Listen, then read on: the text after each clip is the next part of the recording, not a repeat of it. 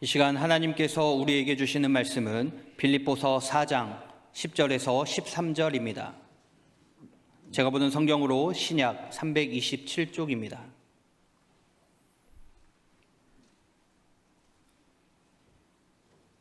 말씀을 봉독할 때에 하나님의 음성을 들으시기 바랍니다. 내가 주 안에서 크게 기뻐함은 너희가 나를 생각하던 것이 이제 다시 싹이 남이니 너희가 또한 이를 위하여 생각은 하였으나 기회가 없었느니라. 내가 궁핍함으로 말하는 것이 아니니라. 어떠한 형편에든지 나는 자족하기를 배웠노니 나는 비천에 처할 줄도 알고 풍부에 처할 줄도 알아. 모든 일 곧 배부름과 배고픔과 풍부와 궁핍에도 처할 줄 아는 일체의 비결을 배웠노라. 내게 능력 주시는 자 안에서 내가 모든 것을 할 수 있느니라. 아멘. 오늘은 이렇게 인사를 하며 시작했으면 좋을 것 같아요. 옆에 있는 분 보고 권사님 덕분에, 집사님 덕분에 행복합니다. 시작. 권사님. 장로님 덕분에 행복합니다. 권사님 덕분에 행복합니다. 우리가 꿈꾸는 교회는 어떤 교회일까? 김명서 담임 목사의 개인적인 생각 말고 우리가 성경을 펼쳐들자. 그래서 우리는 사도행전을 통해서 우리가 꿈꾸는 교회 하나하나씩 점검해 나가고 있습니다. 오늘은 빌립보서를 통해서 정말 행복한 교회가 되었으면 좋겠다. 행복한 성도, 행복한 신앙생활이 되면 좋겠다는 이러한 바람을 가지고 한번 점검해 보며 말씀을 전달하겠습니다. 미국의 경영심리학자인 슈아르츠라고 하는 사람이 있는데 이분이 몇 가지 개념을 정리를 했어요. 그 중에 한 문장을 하나 보겠습니다.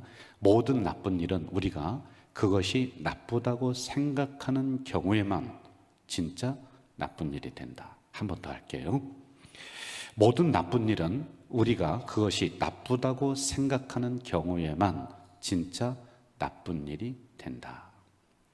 그러면서 이런 이야기를 우리에게 들려주고 있습니다. 새 두 마리가 있었어요. 하늘을 날아가고 있습니다. 그런데 한 마리가 그만 조심성이 없이 날다가 날개가 부러졌어요. 그냥 그 자리에 앉아서 날개를 치료하고 그리고 다음에 날아가기로 했습니다. 건강하게 날던 새 한 마리는 그 친구를 두고 날아가면서 이렇게 생각을 했어요. 야, 내 친구 참 불행하다. 운도 없다. 왜? 날개가 부러졌으니까.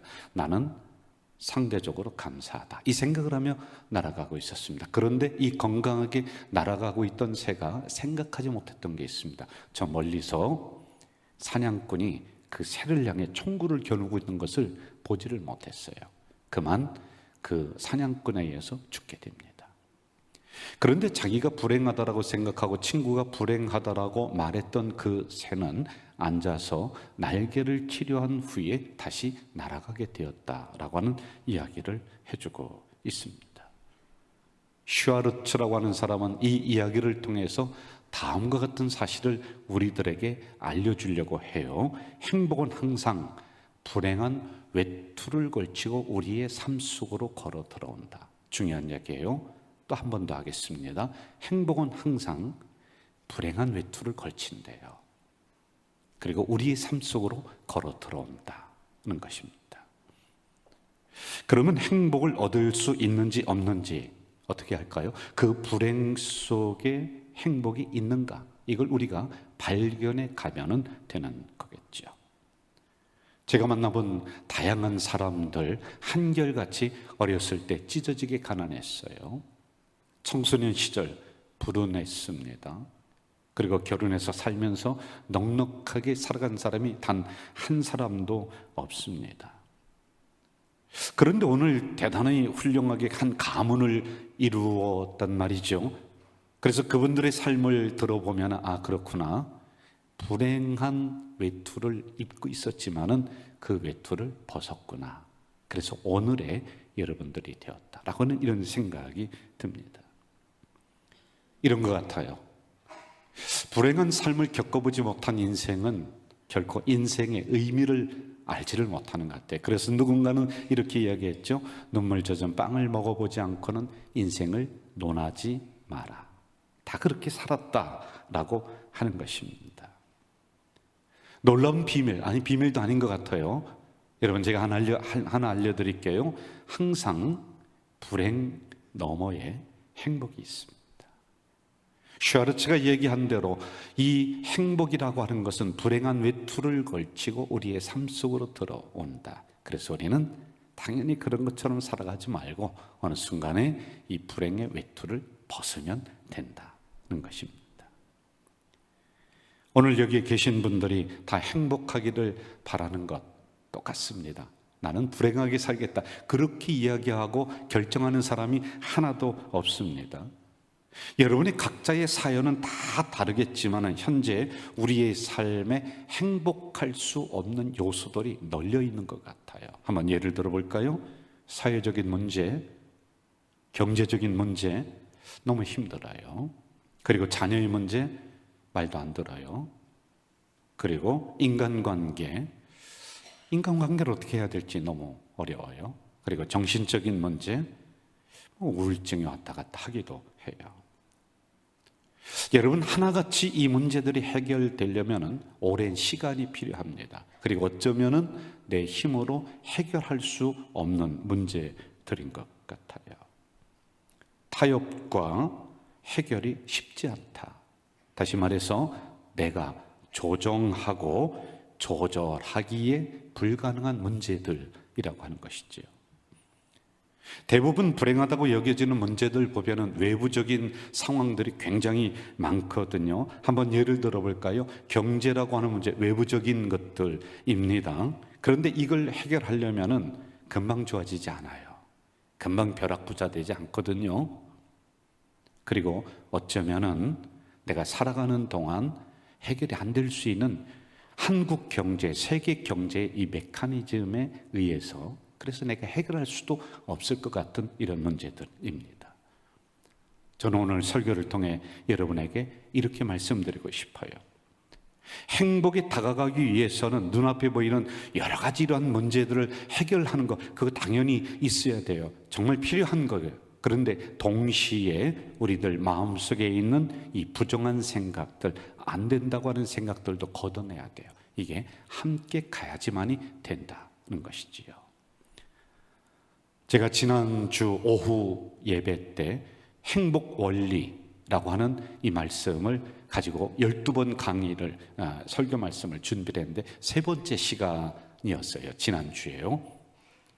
그런데 그때 드렸던 말씀 제가 생각해도 참 멋있는 것 같아요. 한 번 더 할게요. 내가 암에 걸렸다고 생각해 봅시다. 살아갈 기간이 1년, 병원에서 그렇게 이야기를 해요. 그런데 우리는 여기에서 구분을 할 필요가 있습니다. 내가 할 수 있는 문제와 할 수 없는 문제가 있다는 것이죠. 암에 걸린 문제는 내가 어찌할 수 없는 문제예요. 왜냐하면 그것은 의학이 해결해 줘야지만이 되지, 내 의지를 가지고 이 부분을 해결할 수 있는 것이 아니에요. 내 한계를 넘어섰습니다. 그런데 1년 동안 주어진 시간에 살아가는 그 기간, 삶의 공간을 채우는 것은 내가 할 수 있는 거예요.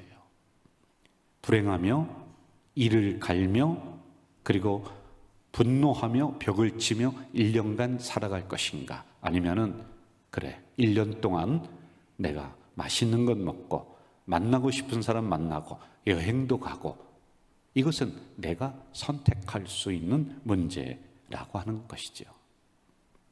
그래서 오늘 본문에서는 우리들에게 행복에 다가가기 위해서는 세 가지가 필요하다 말씀하고 있죠. 첫 번째, 한번 같이 해볼까요? 시작. 자족하는 마음으로 삶의 공간을 채워라. 11절 볼까요? 11절, 내가 궁핍함으로 말하는 것이 아니니라 어떠한 형편든지 나는 자족하기를 배웠다. 지금 사도 바울이 이 말씀을 하고 있는 현장이 어딘지 아세요, 여러분? 감옥이에요. 오늘날의 감옥은 인권, 삼시세끼 밥 줘요. 보장이 어느 정도 되는 것 같아요. 들은 얘기입니다. 안 가봤습니다. 그런데 2000년 전으로 거슬러 올라가 봅시다. 우리가 성지순례를 가서 터키에 갔습니다. 사도 바울이 감옥에 갇혔다는 그곳을 한번 가봤어요. 여러분, 오늘 얘기하면 돼지우리간이에요. 아무것도 없는 그런 상황입니다. 그런데 그는 여기에서 구분을 한 거예요. 이 감옥이라고 하는 상황은 내가 바꿀 수는 없어요. 그러나 그 안에서 감옥에 있는 동안에 나는 분노하며 살아갈 것인가? 아니면은 행복하고 기쁘게 살아갈 것인가는 내가 선택할 수 있는 문제를 구분했습니다. 그런데 이게 어려워요. 왜냐하면요, 감옥에 가게 된 동기가 사람들이 모함을 해서 그랬습니다. 누군가가 자기에게 죄를 더 씌웠습니다. 그리고는 로마에 팔려갑니다. 로마에 가서 2년 동안 억울하게 지금 옥살이하고 있는 이런 상황이거든요. 그런데 이런 상황에서 절규하고 원망이 나올만 합니다. 그런데 여러분, 이 상황에서 사도 바울은 내가 삶의 공간을 채우자, 그래서 빌립보서라고 하는 이 성경에 기쁘다, 기쁘다, 기쁘다, 원어적인 것으로 보니 행복하다, 행복하다. 왜냐하면 이 감옥에서 쓴 성경이 빌립보서이거든요.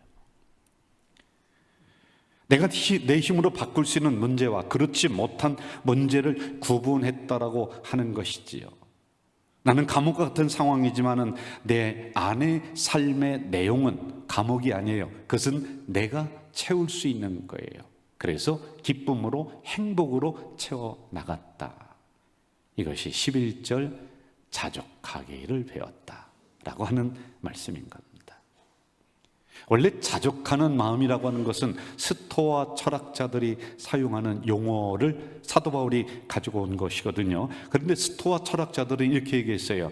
이렇게 가르쳤어요. 너희 삶이 불행하냐? 지금 고통을 겪고 있냐? 지금 고문 중에 있냐? 그러면은 속으로 이렇게 한번 체면을 걸어봐. 나는 행복하다, 나는 기쁘다, 나는 행복해. 속으로 체면을 걸으면 진짜 행복하게 된다. 이렇게 가르쳐 주었습니다.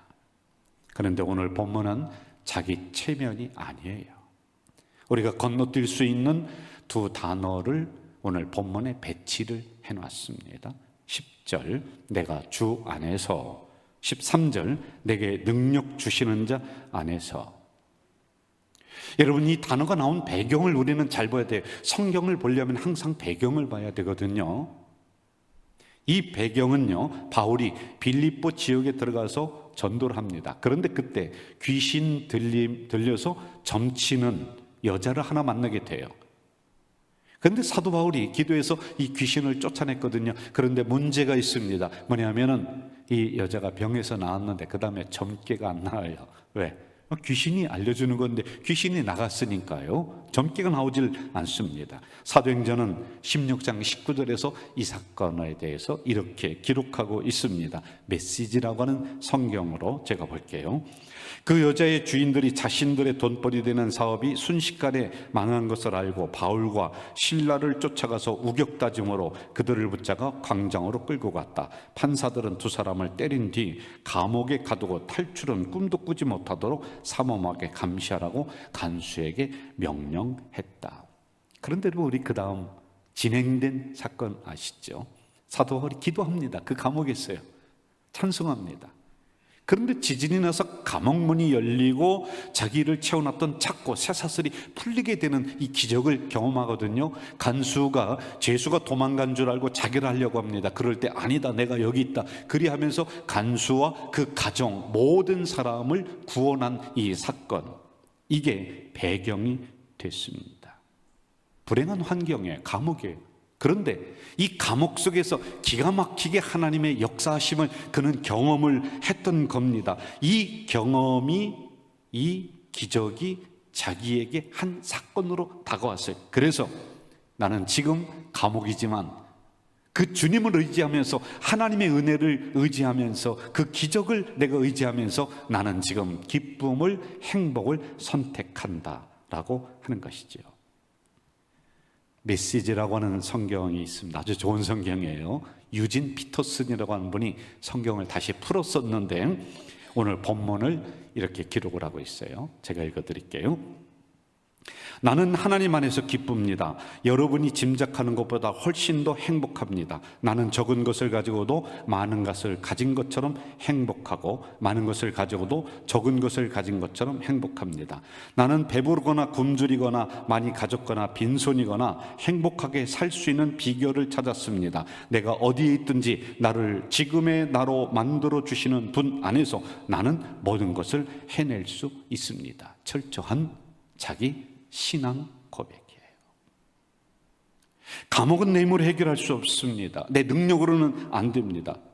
그 상황은 바꿀 수가 없습니다. 그러나 그 상황 속에서 행복을, 기쁨을 또는 불행을, 저주를 선택하는 것은 나의 문제이지요. 여러분, 사방이 막혀있는 감옥이라고 하는 절대적인 불행의 상황 속에 여러분이 놓여 있습니까? 내 힘으로 그 상황을 바꾸기 너무 힘들어요. 시간이 오래 걸릴 것 같아요. 그리고 어쩌면은 우리가 살아가는 동안 바꾸지 못할 수도 있을 것 같아요. 그러나 그 안에서도 역사하시고 그 안에서도 기적을 베풀어 주시는 하나님의 능력을 믿으시기를 주의 이름으로 축원합니다. 두 번째, 행복도 배워야 한다. 같이 해볼까요? 시작. 행복도 배워야 한다. 11절 자족하기를 배웠다. 12절 일체의 비결을 배웠다. 여러분, 여기서 배웠다라고 하는 단어를 좀 유심히 살펴볼 필요가 있죠. 나면서부터 알았다 아니죠. 우리가 인생을 경험하면서 습득했다, 살아가면서 하나하나 습득했다라고 하는 것입니다. 맞는 것 같아요. 사도 바울의 인생을 전반기와 후반기로 나눌 수 있습니다. 여러분, 전반기에는 그는 분노했습니다. 원망했습니다. 그런데 그걸 어떻게 풀어내느냐? 예수 믿는 사람을 잡아 죽이는 것으로 풀어냅니다. 그리고 다메섹에서 주님을 만났어요. 그리고 그의 인생 후반기가 시작이 되는데 그의 삶의 질이 완전히 달라집니다. 무엇일까요? 물질 쫓아가보고 명예 추구해보고 세상적인 것들로 채워보려고 노력했지만 그러면 그럴수록 더 공허해지는 자기의 인생을 전반기 때 발견한 것이지요. 안 되는 거예요. 그리고 후반기 때는 수많은 시행착오를 겪으면서 그렇구나, 내 인생이 욕심내서 되는 것이 아니구나, 내 인생이 저주하면서 그렇게 아웅바둥 살아가면서 되는 것이 아니구나를 알고 하나님에게 맡겼다라고 하는 것, 이것이 바로 만족, 주어진 환경에 감사하며 살아간다는 것이죠. 자영업을 하시던 어느 한 분의 이야기를 제가 소개할까 합니다. 고등학교 교사를 하시다가 은퇴를 하신 분이에요. 근데 은퇴금이 있습니다. 두 가지 선택이 있었다고 해요. 하나는 일시불로 받는 것, 그리고 또 하나는 연금으로 해서 받는 것. 그래서 이분은 일정 부분은 연금으로 받고, 그리고 한 얼마 정도를, 큰 돈이겠죠, 이걸 일시불로 받아서 나왔습니다. 그런데 할 게 없는 거예요. 생각보다 할 게 없었대요. 어느 분이 이렇게 얘기를 했대요. 그 금방 까먹으니까 까먹지 않고 원금을 보존하면서 할 수 있는 사업이 있다. 적게 투자하는 거다. 그게 뭐냐 그랬더니 통닭집이래요. 그 통닭집을 시작했어요. 한 2년 3년은 그런 대로 잘 굴러가더라는 거예요. 그런데 그만 코로나 사태를 딱 맞이했던 거예요. 투자한 것을 다 날려버렸습니다. 아파트 경매로 날아갔습니다. 자, 그런데 이분이 참 지혜로운 것 같아요. 그동안 인생을 살아오면서 배운 게 있습니다. 내가 옛날을 추억하면서 내가 잘 나갈 때를 기억하면서 그때만 그리워하는 것이 아니라 이분이 자기에게 닥친 상황을 금방 받아들였습니다. 리어카를 하나 샀어요. 그리고는 붕어빵 굽는 기계를 하나 사서 거리로 나갔습니다. 그러면서 하시는 말씀 잘 들어보시죠. 이미 사라진 돈 생각한들, 내가 잘 나갈 때를 생각한들, 잘 먹고 좋은 아파트 살 때를 그리워한들, 내가 지금 처한 상황에 전혀 도움이 되지 않는다. 그 시간에 붕어빵 잘 굽는 것을 배우면 된다. 그리고 적은 아파트, 거기에 내가 만족하면서 적응하는 게 훨씬 더 인생을 행복하게 살아갈 수 있다 라고 하는 이야기를 들려주었습니다. 제가 책 하나 소개할게요. 이시영 박사님이 쓰신 행복도 배워야 된다. 전체적인 내용은 우리가 행복이라고 하는 것을 부르짖고는 있지만 굉장히 추상적인, 구체적으로 우리는 알지 못한다라고 하는 이야기예요. 거기에 나온 내용 한 토막만 소개를 하겠습니다. 용서하고 나눌수록 행복은 더 샘솟는다. 여러분, 우리의 경험을 한번 기억해 보실까요? 내가 도움을 받을 때와 내가 도와줄 때 언제가 더 행복했을까요? 우리의 뇌신경에는 거울 신경세포, 여러분 거울은 나를 반사해 주는 것이죠. 이게 있다는 거예요. 이 역할이 뭐냐면은 내가 웃어요. 그러면 상대방도 웃습니다. 그러면 나도 행복해지는 거예요. 내가 짜증을 내요. 그러면 상대방도 짜증을 내는 얼굴로 나를 대요. 그대로 대하는 거예요. 그러면 나도 불행해진다는 거예요. 내가 하품을 해요. 그러면 상대방이 또 하품을 하는, 이게 뇌신경에 있는 거울 신경세포라고 하는 겁니다. 이걸 공감이라고도 우리는 이야기하고 있죠. 내가 베풀면 상대가 미소를 짓습니다. 그런데 그 미소가 나에게 오는 거예요. 그리고 나도 모르게 나도 웃습니다. 나도 행복해지는 것이죠. 반대로 내가 쌀쌀맞게 하고 그리고 그 사람을 비판한다. 그러면 그것이 나에게 온다는 거예요. 그리고 나도 불행하게 된다라고 하는 이야기예요. 그러므로 이시영 박사는 그 책에서 이렇게 얘기하고 있습니다. 베풀어라, 희생해라, 그리고 나눠라. 그러면 결국에는 내가 행복하게 된다는 이야기입니다. 최근에 심리학자들이 이런 실험을 했어요. 5년 동안 약 400명의 노인 부부를 보면서 임상실험 5년 동안 쭉 그분들을 지켜보면서 실험을 한 거예요. 어떤 분이 더 오래 사는가? 그랬더니요, 두 가지예요. 첫째, 행복하게 늘 긍정적으로 생각하며 살아가는 부부들, 그리고 나눠주는 부부들, 베푸는 부부들. 이 노인분들이 훨씬 더 삶의 질이 높아요. 그리고 오래 살아요. 연구 책임자인 브라운 교수는 단도직입적으로 이렇게 말하고 있어요. 다른 사람을 돕는 것은 자신의 생명을 연장시킨다. 제가 목회를 하면서 한 가지 크게 또 배운 게 있습니다. 행복은 배워야 된다고 하잖아요. 다른 사람과 환경과 비교하지 않는 것. 다시 한번 얘기할게요. 다른 사람과 환경과 비교하지 않는 것. 이게 굉장히 중요하더라고요. 여러분, 비교의식이 강할 때는 만족이 없어요. 내가 목회를 하면서 나는 더 큰 목사님, 나는 더 큰 교회, 그러니까 지금 있는 상황에 만족함을 모르는 거예요. 지금 최선을 다해야 되는데 자꾸 그쪽만 바라보는 거예요. 나는 더 크게 돼야 돼, 더 크게 해야 돼. 그러니까 상대적으로요, 제가 작아 보여요. 나는 불행해요. 나는 이 정도뿐이 안 되는 놈인가? 내가 아주 비참하게 그렇게 생각될 때가 많이 있었습니다. 어느 날 제가 이런 기도를 하나님에게 드렸습니다. 하나님, 제가 믿음의 조상 아브라함처럼 그렇게 살지 못해서 죄송해요. 하나님, 제가 여호수아처럼 도전의식이 없어서 죄송해요. 제가 모세처럼 그렇게 리더십이 없어서 죄송해요. 하나님, 제가 베드로처럼 십자가를 거꾸로 질 수 없는 것 같아요. 정말 죄송해요. 하나님, 제가 사도 바울처럼 순교 그거 못하겠어요. 죄송해요.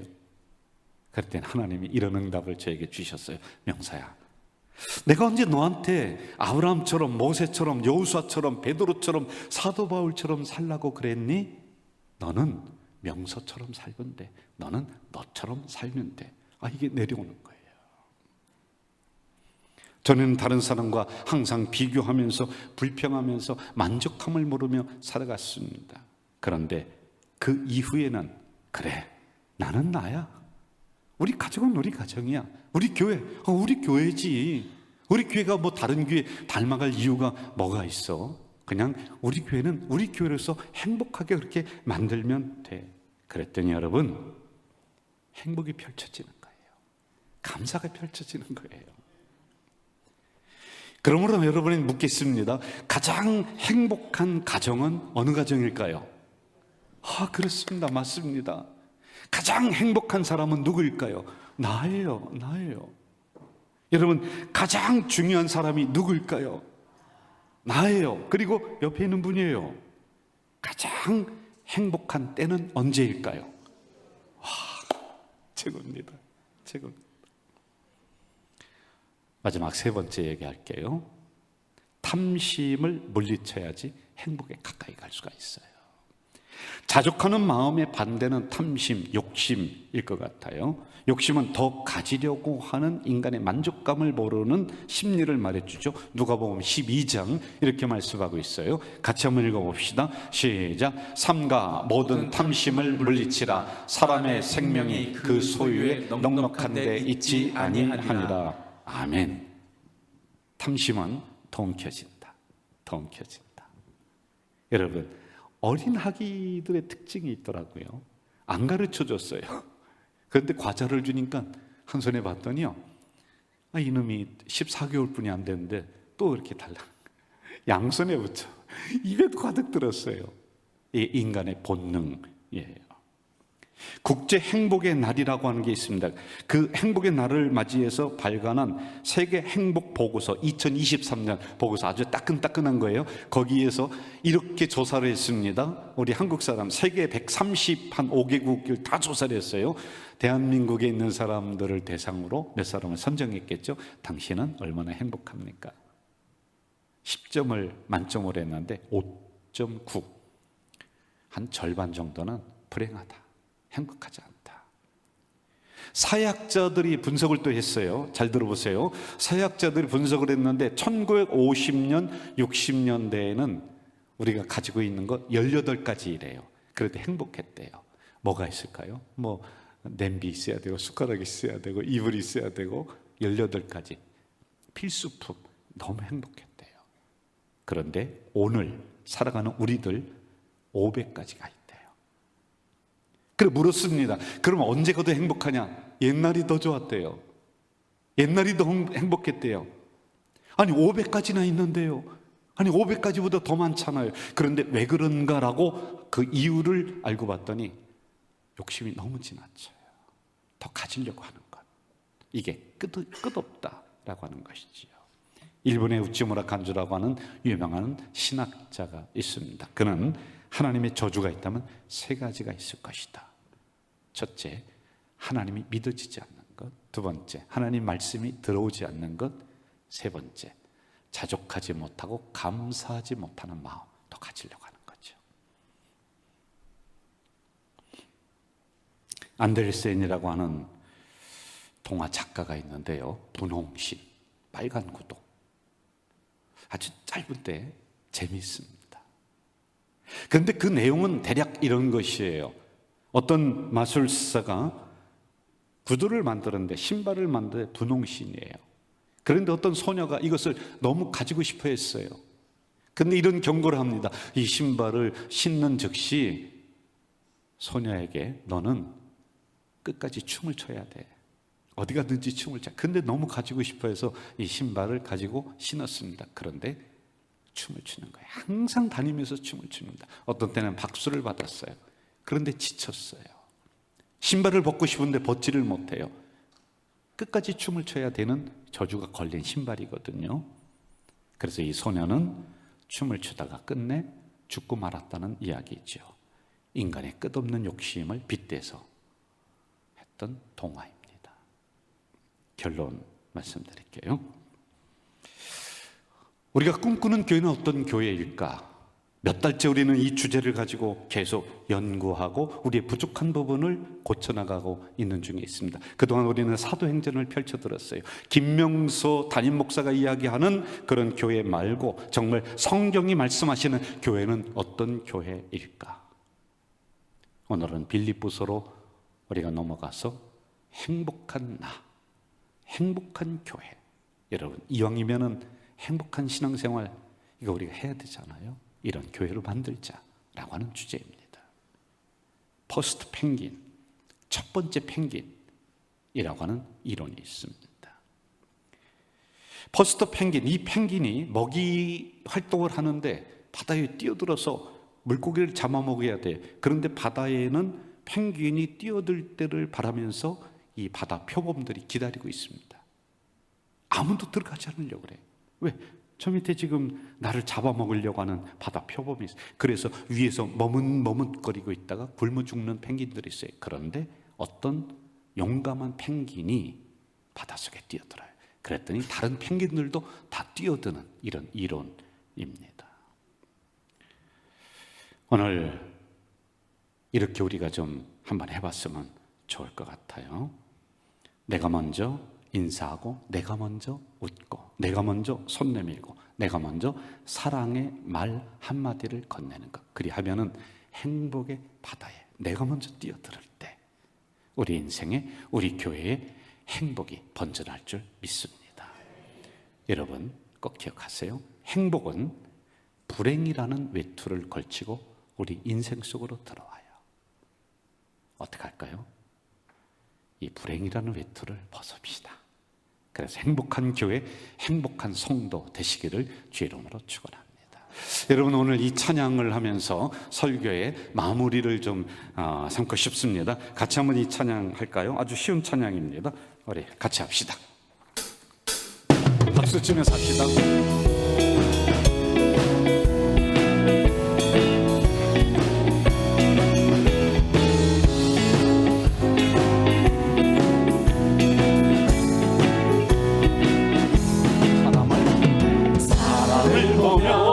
세상을 볼 때 만족함이 없었네. 나의 하나님 그분을 볼 때 나는 만족하였네. 저기 빛나는 태양을 보라, 또 저기 서 있는 산을 보아라. 천지 지으신 우리 여호와 나를 사랑하시네. 하나님 한 분만으로 나는 만족하겠네. 사람을 보며 세상을 볼 때 만족함이 없었네. 나의 하나님 그분을 볼 때 나는 만족하였네. 동남풍아 불어라, 서북풍아 불어라. 다시밭에 백합화 예수 향기 날리리. 할렐루야 아멘. 다시밭에 백합화 예수 향기 날리리. 할렐루야 아멘. 할렐루야. 아멘. 그런데 제가 여러분들 표정을 봤더니 전혀 만족함이 없는 얼굴이 억지로 하는 것 같아요. 여러분 다시 한번 이 찬양 기쁜 마음으로 한 번 더 하겠습니다. 우리 같이 합시다. 같이.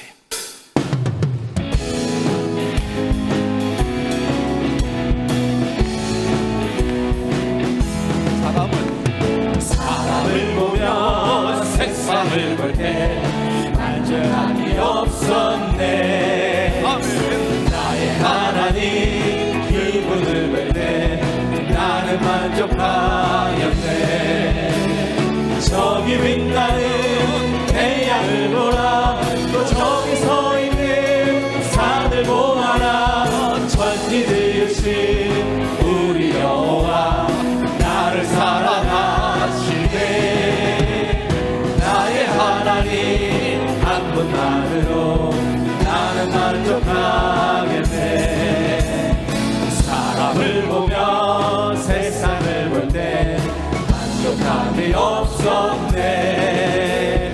나의 하나님 그분을 볼 때 나는 만족하였네.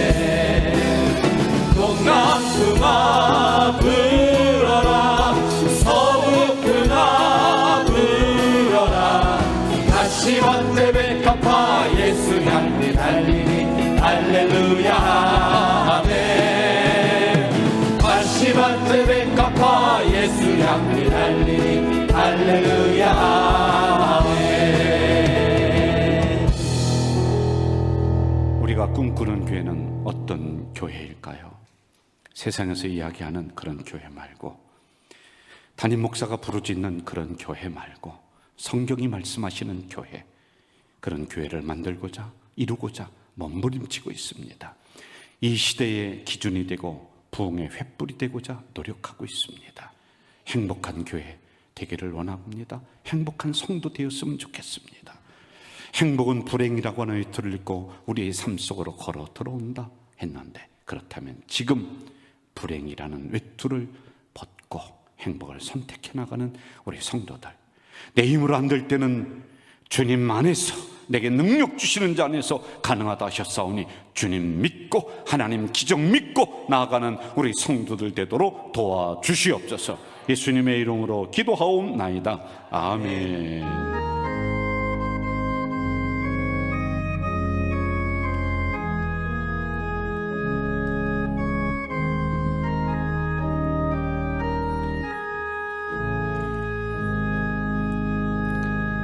우리 입성기도가 있겠습니다. 최성찬 성도와 박소정 성도의 아기 최이안, 거기 한 칸 밑으로 내려가시면 될 것 같아요.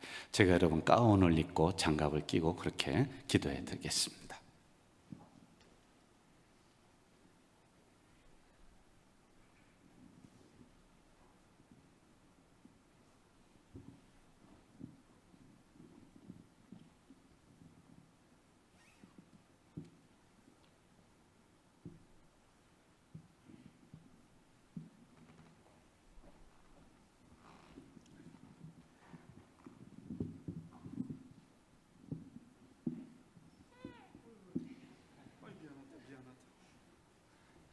기도하겠습니다.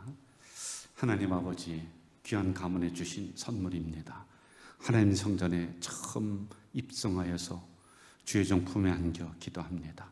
이 종의 품이 아니라 만군의 여호와께서 안아주시는 줄 믿습니다. 이 아기가 자라갈 때 악한 사람이, 악한 영이, 악한 바이러스가 근접하지 못하도록 성령의 불담으로 이 아기를 지켜 보호해 주시옵소서. 우리 이한이는 가문을 빛나게 하시고 더 나아가서는 하나님의 이름을 세계 만방에 떨쳐내는 귀한 아이가 되도록 인도해 주시옵소서. 하나님 감사합니다. 이 아기와 늘 함께 하실 줄 믿사옵고 예수님의 이름으로 기도하옵나이다. 아멘.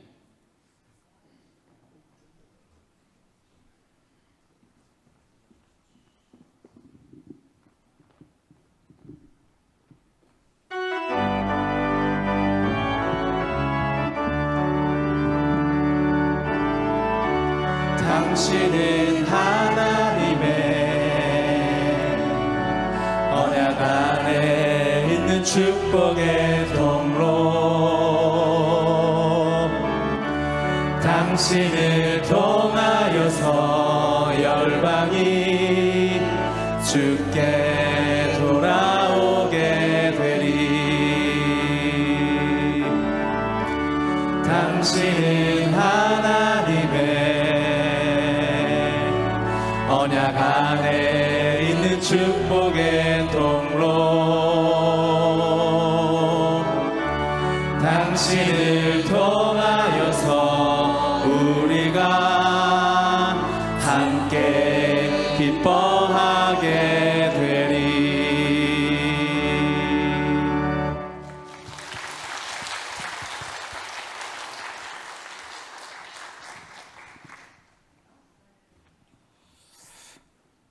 감사합니다. 우리 교회는 새로운 성도님들이 매주마다 들어오시는 교회고 또 새로운 생명이 자꾸 잉태되는, 그리고 출산하는 교회입니다. 참 좋은 교회입니다. 우리 옆에 있는 분과 한 번 더 인사하겠습니다. 집사님 때문에, 당신 때문에 행복합니다. 시작. 목사님 때문에 행복합니다. 장로님 때문에 행복합니다. 그렇게 인사했는데 혹시 안 받아준다 그러면요, 그게 내게 됩니다. 내게 돼요. 예. 교회 생활 제가 말씀드릴게요. 꿈틀이 여름 성경학교 결과 보고 아래와 같습니다. 우리 장로님께서도, 장로님들이 여기 와서 기도해 주시는 것 중에 하나가 이번 여름 성경학교가 인천 영적 상륙 작전이 되게 해주세요. 근데 이게 전환점이 되고 있어요. 우리 영유아부, 유치부, 이 어린 부서 아이들인데 부모님들이 함께 나와야 되는 부서예요. 여기는 그 젊은 분들이 점점 많아지고 있습니다. 너무 감사한 일이고 여러분들 많이 기도해 주세요. 많이 응원해 주세요. 그래야지 이 아이들이 커서 우리 교회를, 이 나라를 책임지고 나갈 줄로 믿습니다. 다음에 아동부 꿈마루, 그리고 청소년부 꿈 하나, 그리고 세이플러스 청년부가 준비되어 있는데, 아동부 지금 상승세를 타는 건 말할 것도 없고요. 청소년부도 지금 굉장히 활성화되어 나가고 있습니다. 우리가 코로나 전에는 100명 이상으로 막 부흥이 됐는데, 코로나 지나면서 다 다운됐어요. 그런데 지금 보니까요, 으쌰으쌰 하면서 우리 목회자를 중심으로 또 부장님을 중심으로 이번에 청소년부가 거의 100% 다 수련회를 가는 것 같아요. 여러분 많이 기도해 주시고 격려해 주시면 고맙겠습니다. 생수전도 지역에 뜨거울 때 한여름에 저희들이 아이스박스 큰 거를 두 곳에 갖다 놓고 거기에 생수를, 작은 생수죠, 하루에 한 500병 정도 이렇게 시원하게 넣어놓습니다. 그리고 주민들이 운동하시다가 하나씩 가져가고 길 가시다가 하나씩 가져갈 수 있도록 2개, 3개 가져가는 분들도 있습니다. 괜찮아요. 필요하면 가져갈 수 있죠. 우리가 이 일을 몇 년째 해오고 있습니다. 지역 주민들께서 너무 좋은 일을 하고 너무 고맙다 많이 응원해 주시고 격려해 주시고 있거든요.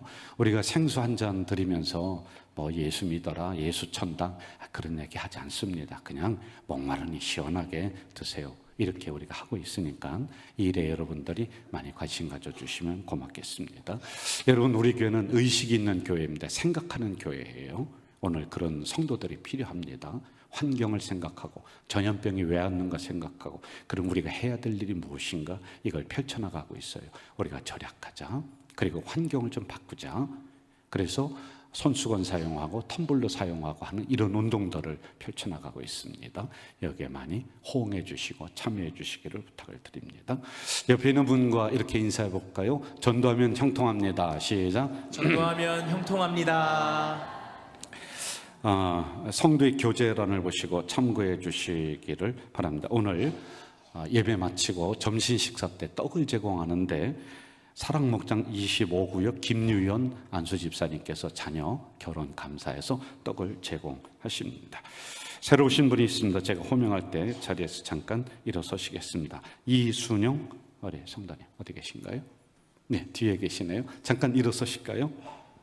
그리고 박지훈 우리 집사님, 네, 그리고 자녀들도 이제 우리 이쪽으로 와서 또 등록을 다 하실 계획을 가지고 계십니다. 어디 계시죠?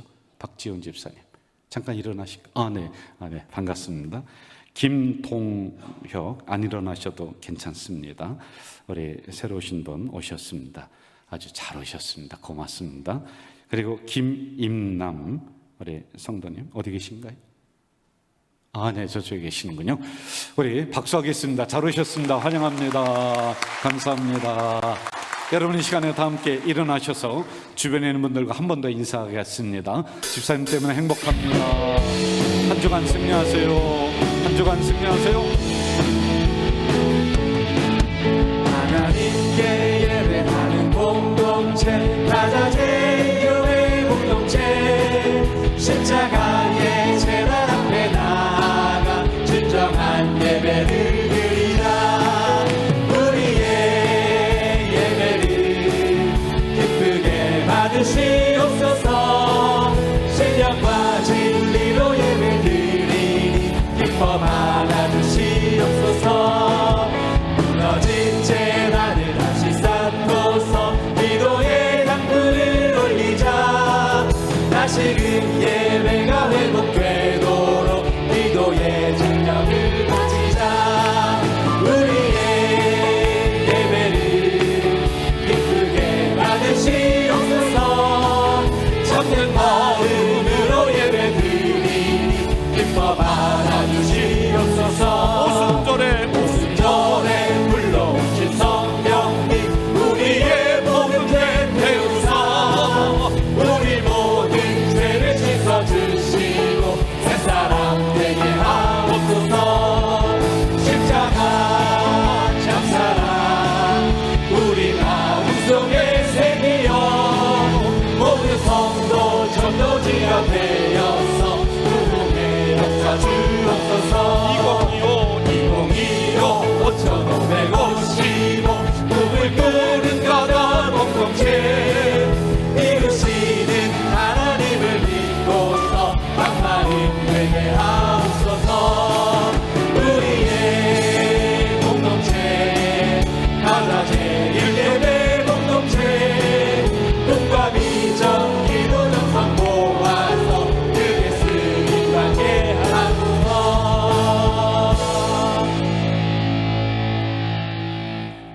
행복이다라고 하며 그대로 오는 것이 아니라 불행이라고 하는, 고난이라고 하는 외투를 입고 우리 인생 속으로 행복은 걸어 들어옵니다.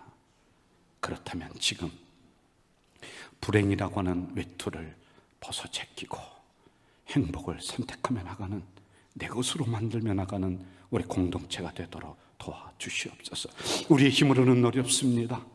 아니, 어쩌면은 이 환경을 바꾸지도 못하고, 바꾸려면 평생을 갈 수 있지만은 주님 안에서, 내게 능력 주시는 자 안에서 가능하다 하셨사오니 하나님, 우리 성도들을 도와주시옵소서. 환경을 바꾸시고 그 안에 행복을 선택하며 나가는, 그래서 기쁘고 행복한 우리 가정, 우리 공동체가 되도록 주여 도와주시옵소서. 오늘도 귀한 금을 하나님 존전에 올린 손길이 여기 있습니다. 갖가지 명목으로 드렸습니다. 아버지 하나님, 드린 손길 속에는 이삭에게 주셨던 그의 농사를 지어서 100배나 되었더라, 거부가 되었더라, 이 놀라운 말씀이 이들의 것이 될 수 있도록 주여 도와 주시옵소서. 11조 감사금, 선경금 갖가지 명목으로 올렸습니다. 하나님, 이들 마음, 이들 기도 제목 이 안에 담겨 있사오니 30배, 60배, 100배로 응답해 주시옵소서.